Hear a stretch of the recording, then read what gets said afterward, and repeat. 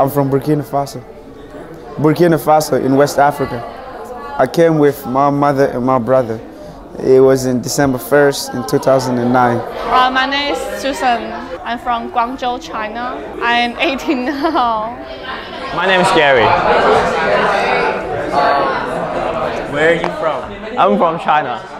I came to America when I was about 13 years old. I didn't get to make the choice because my parents just one day my parents just told me that I have to go to America. Then I just came. English was a problem for me first, so I have to learn English in order to talk to them.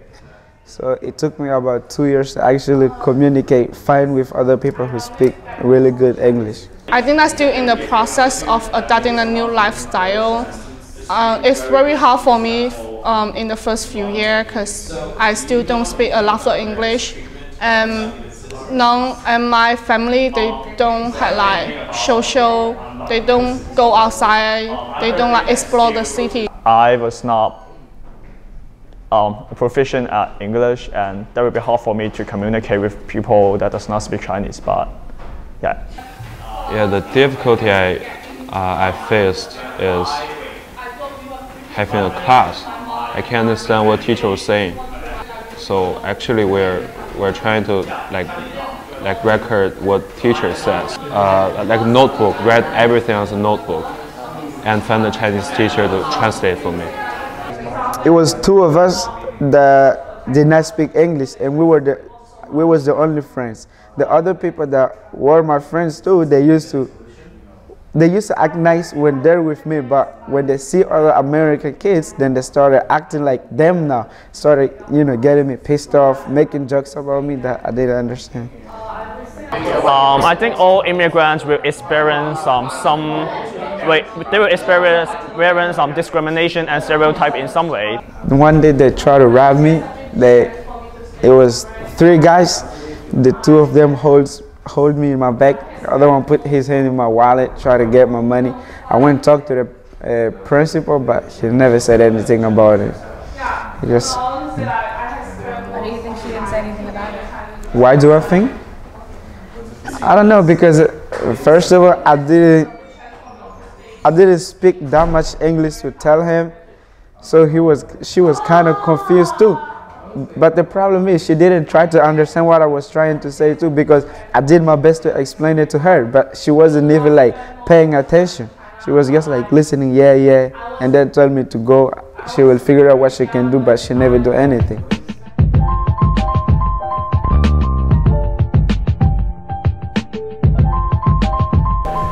Hi, my name is Chen Yu, and I immigrated here when I was 8 from China.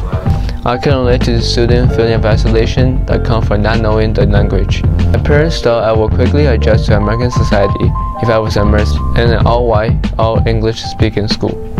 So they sent me to PS 154 in Park Slope, Brooklyn. Unfortunately, the exact opposite happened. Nobody there spoke my language.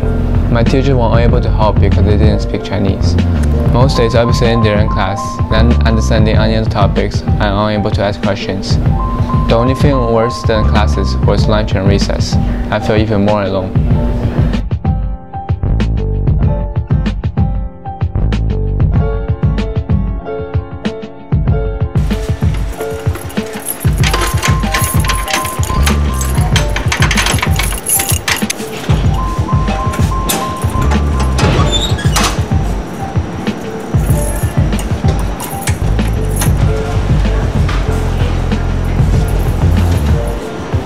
Like the other immigrant student we spoke to, I persevered and overcome the language barrier, and eventually found that I have opportunities to make a better life than I would have had in China. Yeah, the first year, I don't really think I belong here. My decision to leave my home country and came here is wrong, but actually, for now I think I'm right. But after 3 years, after I entered high school, I met more people. I participate more after school program, and those give me a chance to explore the New York City.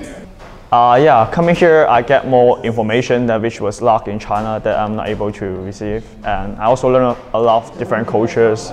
Yeah, it was a better choice because I've done things since I've come here than other people who were in my country. I was able to help the people that I used to play with. So, you know, it was a better idea for me to come here. At least, even if you won't get a career that you really like, at least you will get a job that you will enjoy.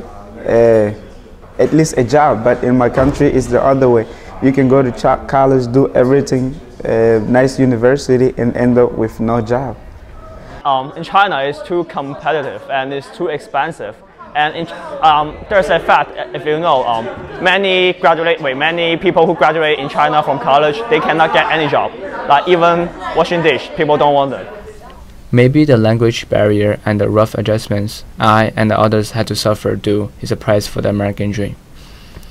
It can be argued that we should just steal people and immerse them in English-only education because this is what will benefit them the most in the end. They will be working in jobs that requires English, and there is no point in having them maintain their native language. But not everybody is able to get past the language barrier. From my experience, coming here and attending an English-speaking school is a little bit like being thrown into a lake and not knowing how to swim. You either figure out how to swim or you drown. And statistics show many English language learners are drowning.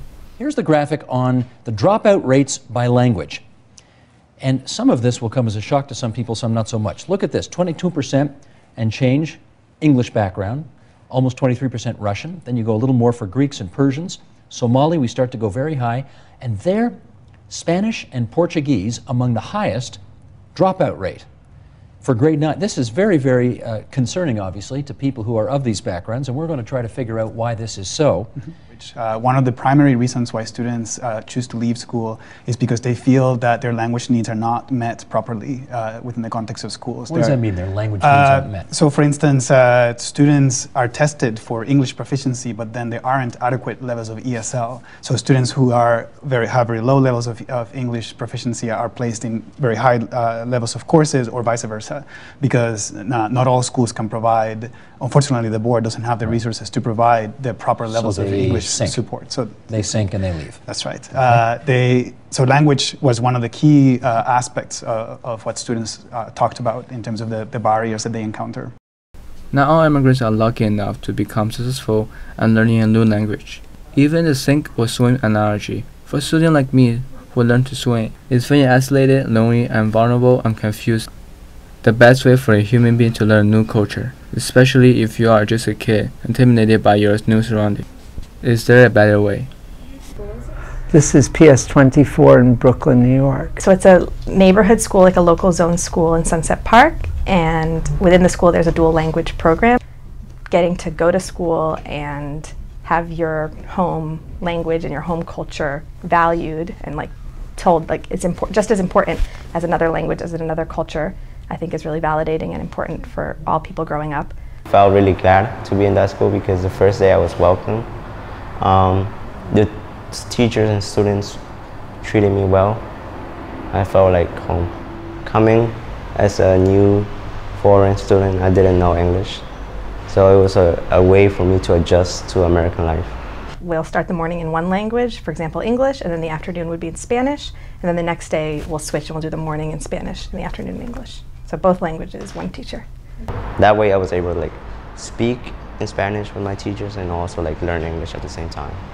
A very strong foundation at this school, the curriculum, the type of thinking that we're asking to do, the type of reading and writing and talking, and they're receiving it in two languages. So not only are they receiving it in English, but they're learning to have these deep conversations and think about interesting things in Spanish as well. So they're going to leave the school bilingual. Because in our program, although we have a 50-50 model, which 50% should be English dominant, 50% should be Spanish dominant, that is not always the case. And because of the community where we live in, we have a lot of newcomers coming in. So the state is forcing kids that have been in the country to take an English language test. That is not fair to them, right? So when we think of how well they'll do, obviously they won't score as well as they might if they were to take the same test in their language because they don't have the background, they don't have the language. We had books in Spanish, we had reading levels. So I felt really smart. I was on level U in 4th grade. But I was in level L in English. So I was ahead in Spanish, but I was on the bottom at English. I remember going to elementary school, they'd always want me to be in the same level, the same reading level. So they'd usually tell me like, okay, your reading level in English is higher than Spanish, try to get the Spanish one up. So I always had to like have a balance between both. I have a bunch of kids in my class who've recently come to the United States from other countries. And since they have the bilingual program, like half of the day we're in English, and it's obviously harder for them to understand what's going on. But during the Spanish half of the day, we're doing a lot of similar things. So say we're learning about the civil rights movement, and in the Spanish half, we taught them some things, we read a book, we talked. So then in English, while we're watching a video, they're kind of able to make connections to what they already learned in the Spanish, and they're actually picking up more English words because they have a little bit of background knowledge.